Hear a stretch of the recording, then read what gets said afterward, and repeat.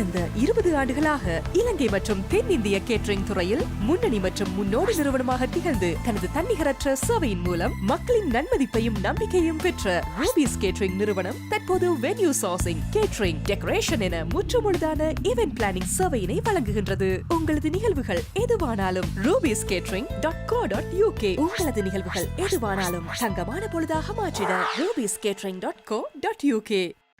வணக்கம். இன்றைய பார்வை உங்களை வரவேற்றுக் கொள்கிறது.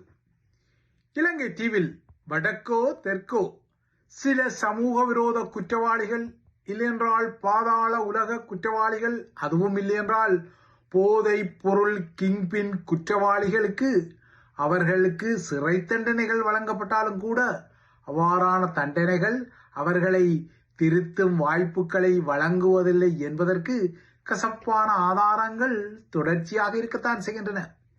தண்டனை வழங்கப்பட்ட பாதாள உலக குற்றவாளிகள் சிறை கூட்டத்திற்குள் இருந்து கொண்டே வெளியே தமது பாதாள உலகை வழிநடத்தும் செய்திகள் எல்லாம் பிரபலமானவை.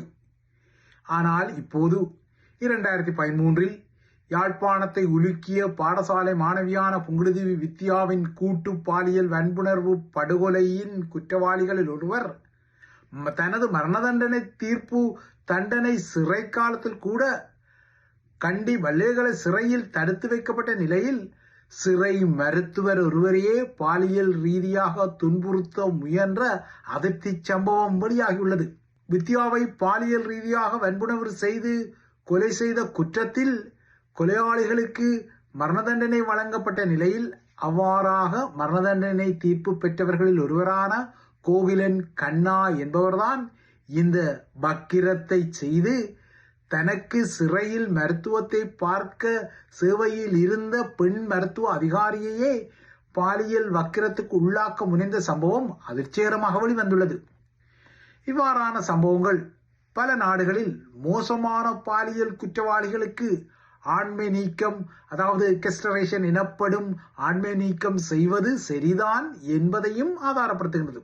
2015 மே மாதம் 13ஆம் தேதி 18 வயதான மாணவியான சிவலோகநாதன் வித்யாவுக்கு புங்குடுதீவில் நிகழ்ந்த குரூரம் வக்கிரம் அதிர்ச்சிகரமாக யாழ்ப்பாணத்தை உலுக்கியிருந்தது.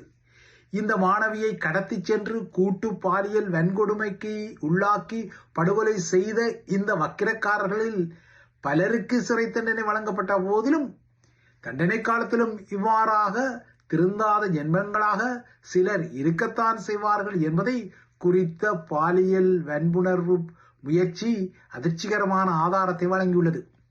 அதுவும் சிறை மருத்துவமனையில் தனக்கு சிகிச்சை அளித்த பெண் மருத்துவர் ஒருவரே அவர் பாலியல் வன்கொடுமை செய்ய முயன்றதாகவும் அவர் கூக்குரலிட்டதை அடுத்து அதிகாரிகள் விரைந்து சென்று அவரை காப்பாற்றியதாகவும் ஸ்ரீலங்கா காவல்துறை தெரிவித்துள்ளது. உள்ளூரில் இவ்வாறான பாலியல் குற்றவாளிகளின் அதிர்ச்சிகரமான பாலியல் குற்ற முனைப்புகள் குறித்த செய்திகள் வர இலங்கை தீவில் மீண்டும் எரிவாயு சிலிண்டர்கள் வெளியேறிவிட்டதான செய்திகளும் மக்களை வாட்டும் வெப்பம் மற்றும் வறட்சி ஆகியவற்றின் தாக்கங்களும் மறுபுறமாக வந்து மக்களுக்குரிய எதிர்காலம் நெருக்கடியாகத்தான் இருக்கும் என்பதை புதிய புதிய ஆதாரங்களுடன் வழங்க தலைப்படுகின்றன. அடுத்த வாரம் தமிழர்களுக்கும் சிங்களவர்களுக்கும் இலங்கை தீவில் பிறக்கவுள்ள சித்திரை புத்தாண்டு காலங்கூட நற்பலன்களை அதிகமாக வழங்கிக் கொள்ளுமா என்ற விடயத்தில் ஐயங்கள் இருக்கத்தான் செய்கின்றன. இதற்கிடையே உலக அரங்குக்கும் நற்செய்திகள் ஏதுமில்லை. ஏனென்றால் நாளை செவ்வாய்க்கிழமை இரவு 8 மணிக்கு ஈரானுக்கு காலக்கெடு வழங்கப்பட்டுள்ளதாக அமெரிக்க அரசு தலைவர் தெரிவித்த செய்தியும், அதேபோல ஈரானுக்கு உள்ளே நடந்த அமெரிக்க குமாண்டோக்களின் ஒரு பரபரப்பான மீட்பு நடவடிக்கையும் பரபரப்பான பேசு பொருளாக உலாவரத்திலப்படுகிறது. பாரசீக வளைகுடாவின் ஹோர்மூஸ் நீரிணையை திறப்பதற்கு அமெரிக்க அரசு தலைவர் டொனால்ட் ட்ரம்ப் ஈரானுக்கு கடந்த மாதம் 27ஆம் தேதி வரை ஒரு காலக்கெடுவை நிர்ணயித்திருந்தார். ஆனால் என்னவோ தெரியவில்லை, இந்த காலக்கெடுவை அவர் 10 நாட்களுக்கு நீடித்து இன்று திங்கட்கிழமை ஏப்ரல் 6ஆம் தேதி வரை அந்த காலக்கெடு இருக்கும் என சொல்லிக் கொண்டார். ஆனால் இப்போது அந்த காலக்கெடுவையும் 24 மணி நேரத்திற்கு பின்னகர்த்தி நாளை செவ்வாய்க்கிழமை இரவுக்குள் ஈரான் இந்த நீரிணையை திறக்காமல் விட்டால் ஈரானில் இனிமேல் பாலங்களோ அல்லது மின் நிலையங்களோ இருக்காது என்ற எச்சரிக்கையை அவர் முன்வைத்திருக்கின்றார்.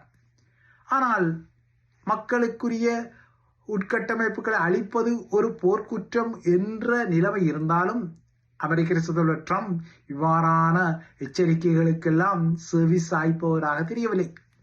ஆகையால் மத்திய கிழக்கின் நிலவரங்கள் இலங்கை உட்பட்ட ஆசிய கண்ட மக்களுக்கு அல்லது ஐரோப்பிய மக்களுக்கு புதன்கிழமை விடுவதற்கிடையில் ஈரானில் இருந்து சில செய்திகளை வெளிவர வைக்கக்கூடும்.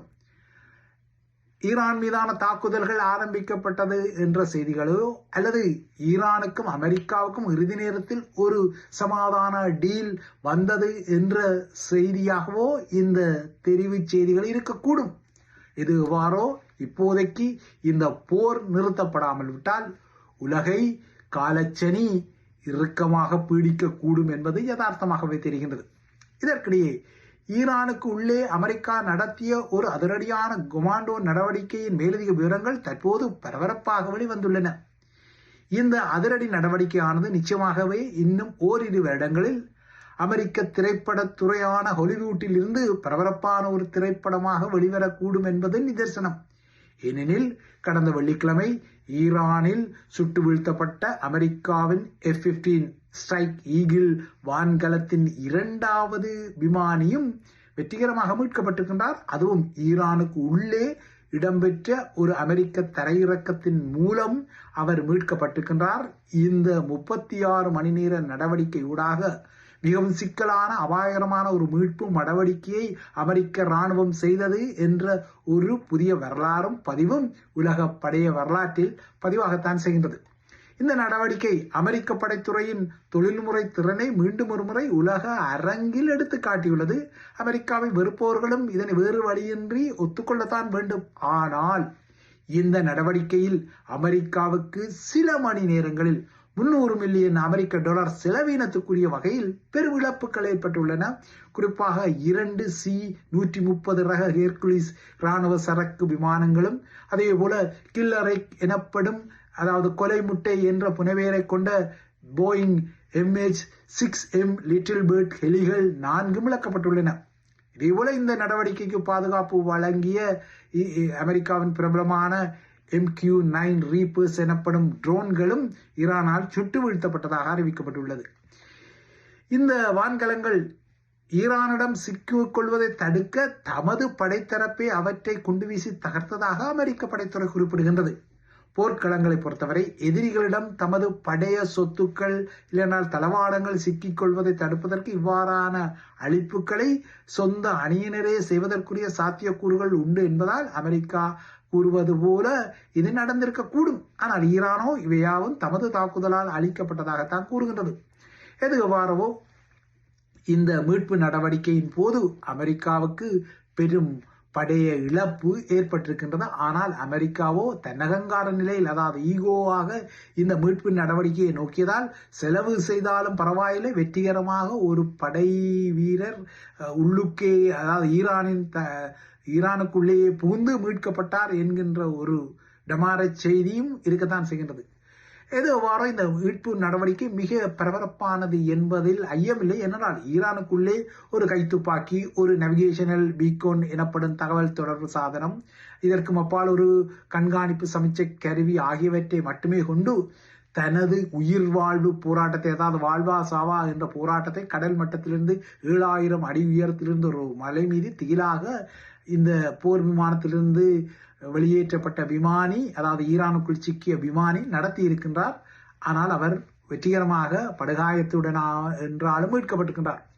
இதே அதிகாரியை பிடித்தால் இந்த அதிகாரி இந்த போர்க்களத்தில் தமக்கு ஒரு முக்கியமான பேச்சுவார்த்தைக்குரிய துருப்புச் சீட்டாக மாறுவார் என்பதை தெரிந்த ஈரானும் இவரை தமது பிடிக்குள் எடுக்க தீவிரமான ஒரு தேடுதலை நடத்தியிருந்தது. இவரை பிடித்து கொடுத்தால் சன்மானம் எல்லாம் வழங்கப்படும் என ஈரானிய மக்களுக்கு அறிவிக்கப்பட்டதால் அந்த இடத்தில் ஈரானின் உள்ளூர் வாசிகளும் தேடுதலை நடத்தியிருந்த போதிலும் அமெரிக்கா ஒரு அதிரடியான நகர்வின் மூலம் அவரை மீட்டிருக்கின்றது. அமெரிக்காவை பொறுத்தவரை 1980ஆம் ஆண்டில் ஈரானில் இஸ்லாமிய புரட்சி இடம்பெற்ற பின்னர் அமெரிக்க தூதரகத்தில் 53 பணியாளர்கள் சிறைப்பிடிக்கப்பட்ட போது அவர்களை மீட்க அதுவும் அப்போது ஒரு ஆபரேஷன் ஈகிள் கிளா என்ற ஒரு நடவடிக்கை எடுத்தது. ஆனால் அந்த நடவடிக்கை ஈரானில் தோல்வியடைந்தது. இது அமெரிக்காவுக்கு ஒரு கரும்புள்ளி வரலாறாக உள்ள நிலையில் இப்போது நடத்தப்பட்ட இந்த நடவடிக்கையும் தோல்வியடைந்தால் அது இன்னொரு கரும்புள்ளியை ஏற்படுத்தி அமெரிக்கா ஈரானில் அதிரடிகளை செய்ய முடியாது என்று ஒரு வரலாற்று நிதர்சனத்தை உருவாக்கும் என்பதால் அமெரிக்கா இதனை ஓர்மமாக செய்து காட்டியிருக்கின்றது.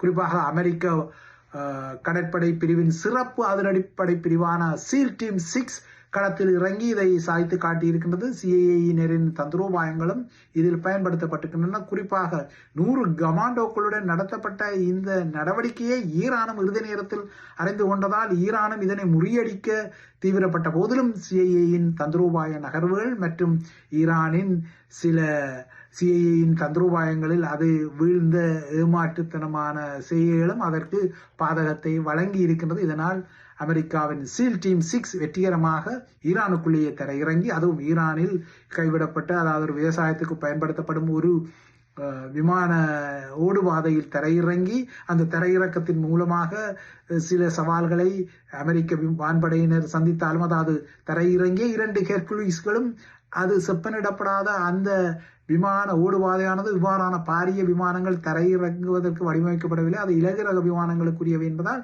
இந்த ஹெர்குலிஸ் விமானங்கள் தரையிறங்கியதும் அவை அந்த சேற்று பகுதிக்குள் சிக்கிக் கொண்டன. இதனால் அவை மீண்டும் புறப்பட முடியாது என்பதை அறிந்து கொண்ட படையினர் அவசரமாக வேறு மாற்று வழி விமானங்களை வரவழைத்து அதில் இந்த அதிகாரியை மீட்டுக்கொண்டு சென்றிருக்கின்றனர்.